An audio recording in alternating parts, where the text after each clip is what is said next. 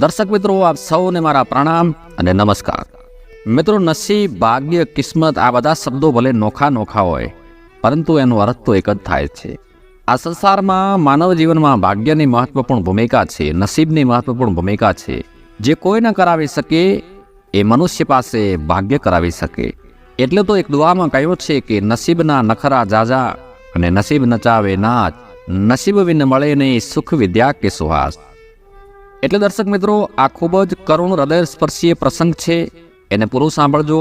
જો તમને ભગવાન પ્રત્યે આસ્થા હોય, ભગવાનને માનતા હોય, તો એક દુઃખી વાંદણીબાઈનો આ વાર્તા પ્રસંગ છે, જેને પૂરો સાંભળી વિડીયોને લાઇક, શેર અને ચેનલને સબસ્ક્રાઇબ પણ કરી લેજો. પ્રાચીન કાળ સમયની આ વાત છે. એક વખત ભગવાન શ્રી હરિવિષ્ણુ પોતાના આસન પર બિરાજમાન છે અને નારદ મુનિ ભગવાન પાસે આવે છે.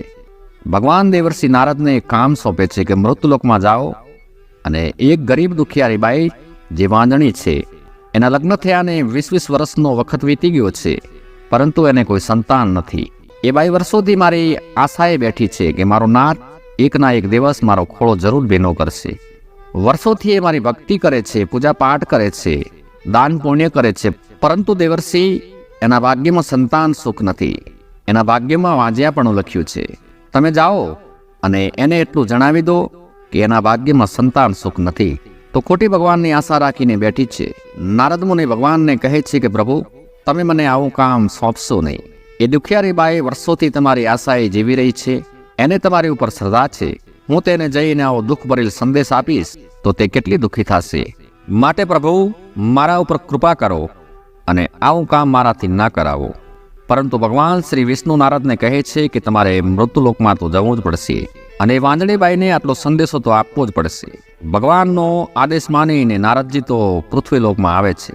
બ્રાહ્મણનું રૂપ ધારણ કર્યું છે, ખભે જોડે લટકાવી છે. નમો નારાયણ કરતા કરતા નારદ એ દુખિયારી બાઈના ખોરડે આવે છે. પોતે ભિક્ષાર્થી બનીને ગયા છે. એ બાઈ બેઠી બેઠી ચૂલા પર રોટલા ઘડતી હોય છે. નારદજીની દ્રષ્ટિ અંદર ઓરડામાં પડી. ઓરડામાં ભગવાનનો પાઠ છે અને વાંદણીબાઈ બ્રાહ્મણ રૂપી નારદને ભિક્ષા રૂપે વાટકો ભરી અને અન્ન આપે છે અને જમવા માટે આગ્રહ કરે છે કે મહારાજ, ભોજન તૈયાર છે, ભોજન કરી લો. પણ નારદ મુનિ ભોજનની ના પાડે છે. પરંતુ એ વાંદણીબાઈને પૂછે છે કે બાઈ, તું આટલી દુબળી કેમ છો? તું આટલી દુઃખી કેમ છો? મહારાજની વાત સાંભળી અને બાઈ પોતાના દુઃખની માંડી અને બધી વાત કરે છે. દર્શક મિત્રો, આમ તો આ સંસારમાં સ્ત્રી જાતિનો સ્વભાવ છે કે કોઈ એને પૂછી લે તો એ એના સુખ કે દુઃખની વાતો જે હોય તે સામેવાળાને દિલ ખોલીને કરી દે, પેટ છૂટી વાત કરી લે, પછી એ દુઃખની હોય કે સુખની. બ્રાહ્મણ બનેલ નારદજીને એ બાઈ પોતાના હૈયાની બધી વાત કરે છે કે અમારા લગ્ન થયાને વર્ષોનો વખત વીતી ગયો છે, પરંતુ હજી સુધી ખોળાનું ખોદનાર એક સંતાન નથી. બસ એ વાતનું દુઃખ છે મહારાજ.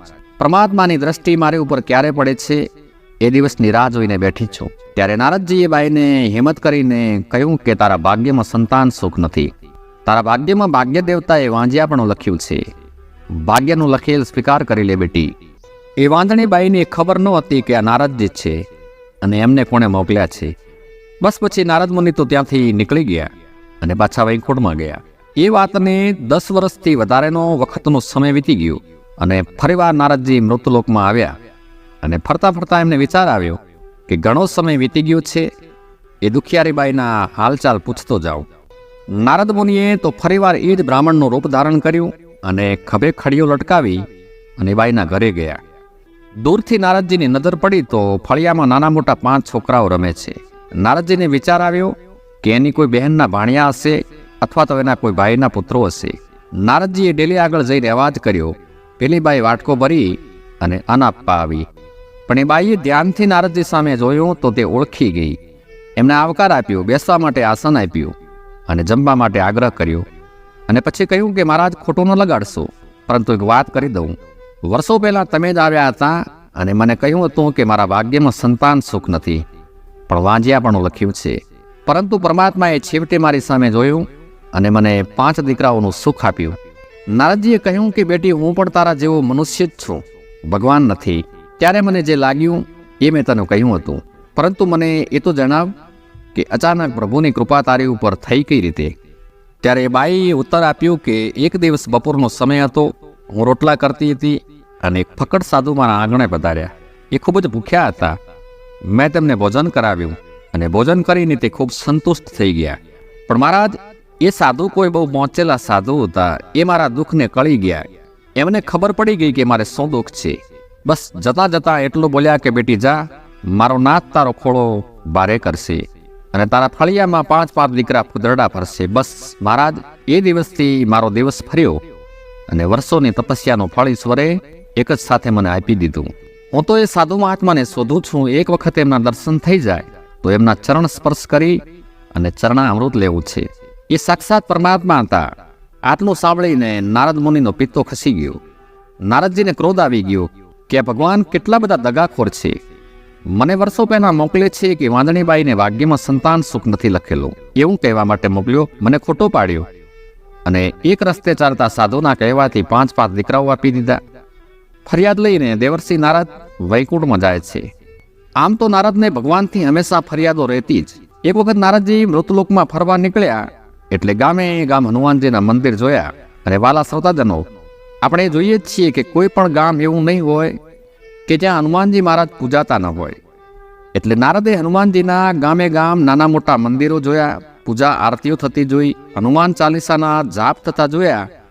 એટલે નારદજીને ઈર્ષા આવી કે એક ભાવમાં ભગવાન ભેગો રહ્યો એમાં આટલો મોટો ભક્ત થઈ ગયો. ગામે ગામેની પૂજા થાય, આરતીઓ થાય અને હું વર્ષોથી યુગોથી ભગવાનની માળા કરું છું, ભગવાનનું સ્મરણ કરું છું અને મારું ક્યાંય મંદિર નહીં. નારદના મનમાં ઈર્ષારૂપી પ્રગટ થયેલો ભાવ ક્રોધમાં બદલાઈ ગયો. નારદજીને ક્રોધ આવી ગયો એટલે પોતે ફરિયાદ લઈ અને વૈકુંઠમાં જાય છે. હવે નારદનો એવો નિયમ હતો કે પોતે વૈકુંઠમાં જાય તો પહેલા લક્ષ્મીજીને મળે, પ્રભુના ખબર અંતર પૂછે, પછી જ ભગવાન પાસે જાય. પણ આજ સીધા ભગવાનના મહેલ સામા જતા જોઈ અને લક્ષ્મીજી સમજી ગયા કે દેવર્ષિ છે કંઈક બીજા વેતમાં. એટલે લક્ષ્મીજી આડા ઊભા રહી નારદજીને ટોકે છે અને પૂછે છે કે દેવ ઋષિ, તમે કેમ દુબાણા સાચા છો? તમે સંત, દોષ એમનો શું? મને દાખલો આપો, આમ તાણીને બાંધો તન. તમારે આમ આકળા ન થાવું, ધીરજ રાખો, પ્રભુને હું ધધડાવું. હે નારદ, હે દેવર્ષિ, ભગવાનનો વાંક શું આવ્યો મને કહો. પ્રભુની ખબર હું લઈ લઉં, પ્રભુને હું ઠપકો આપીશ, પણ પહેલા મને વાત તો કરો. ત્યારે નારદજી દેવી લક્ષ્મીજીને રજૂઆત કરે છે કે હું સંત સાચો, પણ શ્યામને મંદિર ક્યાંય નથી મારું સ્થાન. પણ કંઈક મંદિરોને ગામના જાપે હજી બેઠો હનુમાન. ખોટી છે શું ભક્તિ મારી કે પછી દગાળો છે આ દેવ મોરારી? શું મારી ભક્તિમાં કોઈ ખોટ છે કે પછી આ ભગવાન જ દગાખોર છે? એ ફરિયાદ લઈને આવ્યો છું. નારદજીની વાત સાંભળીને લક્ષ્મીજી ખડ ખડ ખડ હસવા માંડ્યા. એટલે લક્ષ્મીજીને હસતા જોઈ નારદ કહે છે કે હું મારા આટલા ગંભીર પ્રશ્નની તમને રજૂઆત કરું છું અને દેવી તમે હસો છો શું કામ? પછી લક્ષ્મીજીને વિચાર આવ્યો કે દેવર્ષિ ક્યાં શ્રાપ ન આપી દે, એટલે પોતે હસવાનું બંધ કરી અને નારદજીને એમના પ્રશ્નનો જવાબ આપે છે કે હે નારદ, તમારે જાણવું છે ને કે ગામે ગામ હનુમાનજીના મંદિર કેમ છે? નારદજી કહે છે આ દેવી જાણવું છે એટલા હાટું તો આવ્યો છું. ત્યારે લક્ષ્મીજી કહે છે કે સાંભળો દેવર્ષિ, હું કાનમાં કહું છું, કોઈને ના કહેશો નહીતર જાસી નોક. તમે ભગત સાચા પણ ભાંગ ફોડીના એના દાખલા થોકમ થોક. પણ ભક્તિ હનુમાનની કેવી, ગમે મારા નાથને એવી. હે નારદ, તમને કાનમાં કહું છું, કોઈને કહેતા નહીં નહીતર જાસી તમારું નાક. તમે સંત સાચા, પ્રભુના ભક્ત સાચા, પણ પ્રભુની ભક્તિ કરતા કરતા હજારોના ઘરમાં હોળીઓ સળગાવી દીધી. પણ ભક્તિ હનુમાનની કેવી, ગમે મારા નાથને એવી. લક્ષ્મીજીની આ વાત સાંભળી અને નારદજીનો ક્રોધ બરફ ઓગળે મોગળી ગયો અને પોતે ત્યાંથી પાછી પાની કરી. એટલે લક્ષ્મીજીએ પૂછ્યું કે ભગવાનને મળવું નથી કે ના, હવે કોક દી મળી લઈશ. હવે કોઈ ફરિયાદ છે પ્રભુથી? નારદજી કહે ના દેવી, આજ તો નથી, પણ હશે ત્યારે કહીશ. એટલે નારદજી વૈકુંઠમાં જઈ ભગવાનને ઠપકો આપે છે, ઘણી બધી ફરિયાદો કરે છે, કડવા વેણ બોલે છે કે આપ કેટલા બધા કપટી છો. મારી સાથે સંદેશો મોકલાવ્યો કે બાઈના ભાગ્યમાં સંતાન સુખ નથી અને એક સાધુના કહેવાથી એને 5 દીકરા આપી દીધા. મને એ વાતની ખુશી છે કે તમે એ વાદણીબાઈનું વાંજિયાપણું દૂર કર્યું, પણ મને ખોટું સાબિત કર્યું, એ વાતનું મને દુઃખ છે. ભગવાન શાંતિથી હસતા મુખે નારદની વાતો સાંભળે છે અને પછી ભગવાન નારદજીને કહે છે કે તમે હિમાલયમાં જાઓ અને એ સાધુની ખબર લઈ આવો, પછી હું તમારા દરેક પ્રશ્નોના ઉત્તર આપીશ. નારદજી હિમાલયમાં ગયા તો એક સાધુ ઘણા સમયથી પોતાનું હાડ ગાળવા માટે બેઠા છે, સમાધિમાં મગ્ન છે. આખું ધડ, હાથ, પગ બધું ગળી ગયું છે, માત્ર ને માત્ર મસ્તક બચ્યું છે અને એ મસ્તક ઓમ નમઃ નારાયણ, ઓમ નમઃ નારાયણ, ઓમ નમઃ શિવાયના જાપ જપે છે.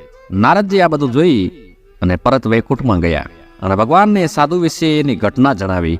ત્યારે ભગવાન નારદજીને કહે છે કે એ જ સાધુ છે જેમણે વાંદણીબાઈને 5 પુત્ર પ્રાપ્તિનું વરદાન આપ્યું હતું.